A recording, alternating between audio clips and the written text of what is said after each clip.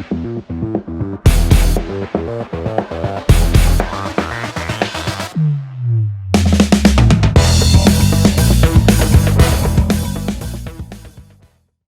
everyone, welcome back to another episode. Thanks for tuning in again. Hank and I are sitting down here in the basement bait shop, starting to get a few things ready for the Harris chain, starting to get a few rods rigged.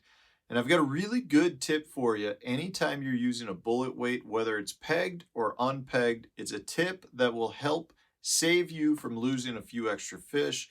I also want to announce that we've had so many people requesting a bunch of the skirts that I've talked about in some of my previous videos, some of the secret skirt colors that I've been using and making myself for years upon years. I've had enough people request them that I think, assuming we can get all the materials, we're going to start up the HD Skirt Company this summer. It'll be a way for Hank and Duke to do something when they're home from school, maybe make a few extra dollars. So I think we're going to start putting together some of the skirts, whether that's our bumblebee color or bold bluegill, big chip. What else do we got? Goldilocks, some of our personalized colors, like probably 5 skirt colors. Hank's pretty good at putting skirts together, right? So that you can make jigs or spinner baits using these skirts.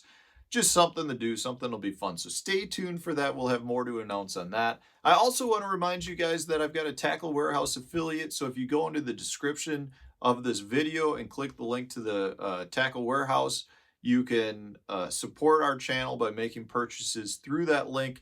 Heck, go ahead, take that link, put it in your browser, and then bookmark it so that anytime you pull up that bookmark to Tackle Warehouse, it'll support our channel. We very much appreciate it.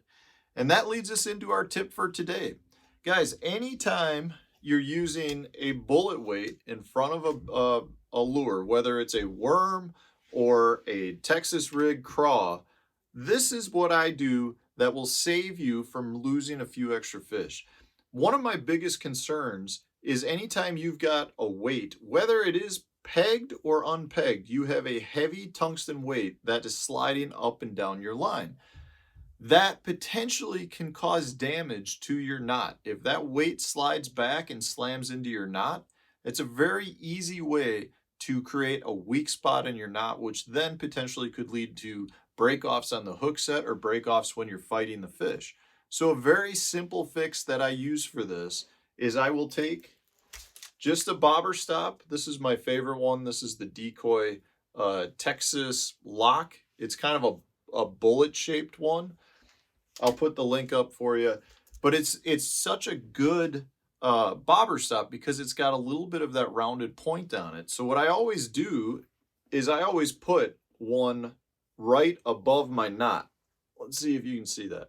So I put one right above my knot. Whether I'm using one to hold my weight in place, so if I'm pegging my weight and I want to use one in front, I still will put a second one right above my knot. So what happens is, you know, your most tungsten weights have a cupped section, so it actually fits right over that. So you don't even know it's there. You don't even see it. You know, if you slide your worm up a little bit, at that point my worm's up. I mean, it's down inside of the worm and you can barely see it. So it's something that, in my opinion, doesn't have any effect on the fish seeing it or, you know, creates any sort of issue with the way the bait works. It literally is just acting as a little bit of a stop, as a buffer between your weight and the knot. So even if you're using, you know, you're pegging your weight down, if you set the hook, what happens a lot of times is your weight pushes the bobber stop up and then can slide freely between the bobber stop and your knot. So again, it's just creating a little bit of a buffer to protect your knot from that sliding weight. And it's something that, you know, I'm not nearly as concerned with if I'm using, say, an 1/8 ounce weight.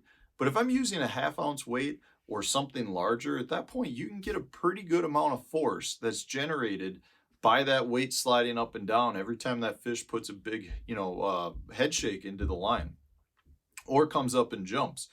So it's just a simple tip. It's one that is very inexpensive. I mean, these cost a few bucks and you get 20 of them in a pack. So it's one of those things that, you know, you could rig up 10 pegged Texas rigs if you were using 2 of them.